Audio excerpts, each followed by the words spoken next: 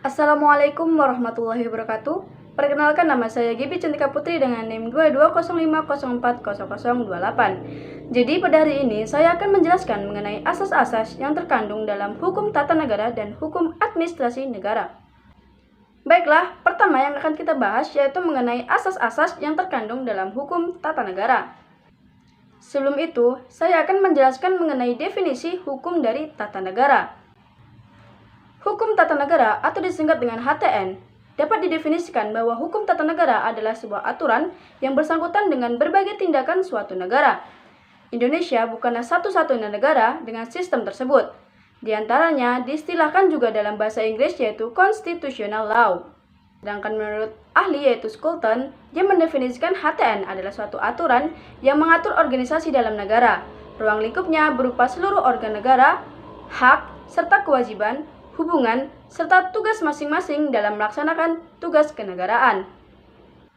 Diterangkan oleh B. G. Ragawino, asas-asas hukum dari tata negara dapat dilihat pada Undang-Undang 1945 yang merupakan hukum positif dan mengatur sejumlah asas dan pengertian dalam penyelenggaraan negara. Terkait asas-asas hukum tata negara, B. G. Ragawino menerangkan bahwa asas-asas yang terkandung dalam hukum tata negara terdapat 5 hal, yakni yang pertama yaitu asas Pancasila. Sebagaimana diketahui, Pancasila merupakan dasar dari negara Indonesia. Pancasila harus diterapkan dan dicerminkan dalam segala tindakan pemerintahan serta keputusan yang diambil. Dalam hukum, Pancasila merupakan sumber hukum material, yang mana setiap isi peraturan perundang-undangan tidak boleh bertentangan dengan sila-sila yang terkandung dalam Pancasila. Asas Pancasila merupakan sumber hukum tertinggi dalam hal ini, di mana pembentukan Undang-Undang Dasar sendiri harus senada dengan kelima butir Pancasila. Berdasarkan kelima sila Pancasila, nilai-nilai yang terkandung secara garis besar meliputi nilai ketuhanan, nilai kemanusiaan, nilai kebangsaan, nilai kedaulatan, dan nilai keadilan. Nah, dari kelima sila Pancasila tersebut harus termasuk dalam perancangan hukum tata negara di Indonesia. Yang kedua yaitu asas negara hukum. Indonesia sebagai negara hukum. Oleh sebab itu, setiap sikap kebijakan dan tindakan negara dan seluruh rakyatnya harus berdasarkan dan sesuai dengan aturan hukum. Sebuah negara di mana saja harus berdiri berlandaskan hukum untuk menciptakan keadilan bagi seluruh rakyat. Sebaiknya wakil rakyat takut dan menjalankan amanah secara baik demi terlaksananya kesejahteraan seluruh lapisan dan kalangan masyarakat tanah air. Lalu yang ketiga yaitu asas kedaulatan rakyat dan demokrasi. Kedaulatan berarti kekuasaan tertinggi dalam suatu wilayah. Dengan kata lain, kedaulatan rakyat atau kekuasaan rakyat tertinggi adalah ada di tangan rakyat. Oleh sebab itu, dalam melaksanakan tugasnya, pemerintah harus menyesuaikan dengan keinginan rakyat. Kemudian, persoalan demokrasi tidak dapat dipisahkan dari negara hukum. Mengapa demikian? Sebab, dalam pemerintahan negara demokrasi, rakyat adalah pihak yang berkuasa, dari rakyat untuk rakyat dan oleh rakyat. Lalu yang keempat yaitu asas negara kesatuan. Negara kesatuan dapat diartikan dengan kekuasaan tertinggi suatu negara ada di tangan pemerintahan pusat. Negara kesatuan ini adalah konsep tentang bentuk negara. Bentuk negara kesatuan Republik Indonesia diselenggarakan dengan pemberian otonomi kepada daerah yang seluas-luasnya, dengan tujuan agar daerah-daerah tersebut dapat berkembang sesuai dengan potensi dan kekayaan yang dimiliki dengan dorongan dan bantuan dari pemerintahan pusat. Lalu yang terakhir, asas ini dimanfaatkan untuk mempersatukan banyak orang dalam suatu tujuan dengan pedoman Undang-Undang Dasar 1945. Asas terakhir pembentukan hukum ini berperan penting dalam menciptakan persatuan serta kesatuan seluruh rakyat Indonesia.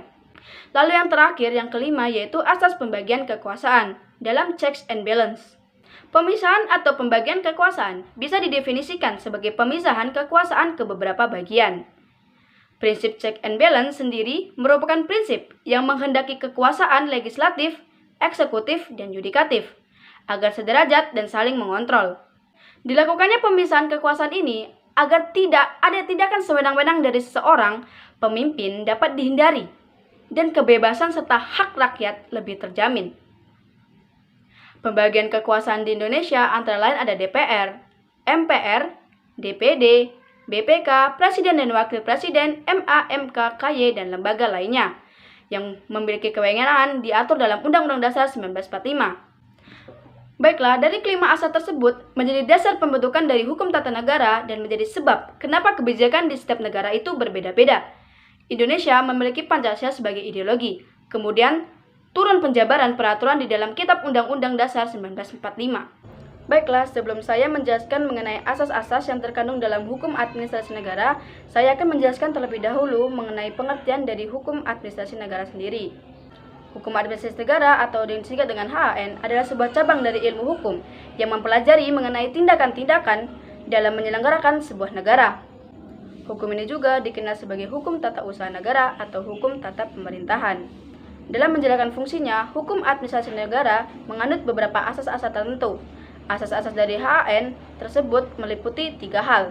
Yang pertama yaitu ada asas juridikitas, yaitu merupakan asas di mana setiap tindakan pejabat administrasi negara tidak boleh melanggar hukum atau harus sesuai dengan rasa keadilan dan kepatutan.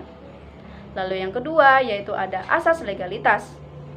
Asas ini yaitu mengingat Indonesia adalah negara hukum, maka asas legalitas adalah hal yang paling utama dalam setiap tindakan pemerintah.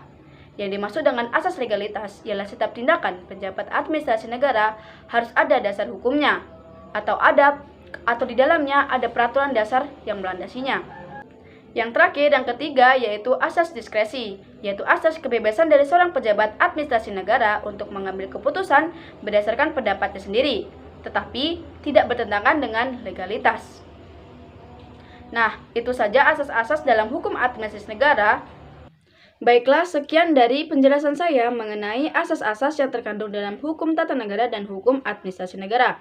Jika ada kekurangan dan kesalahan dalam penyampaian materi, mohon maaf. Saya akhiri dengan wabillahi taufik wa hidayah. Wassalamualaikum warahmatullahi wabarakatuh.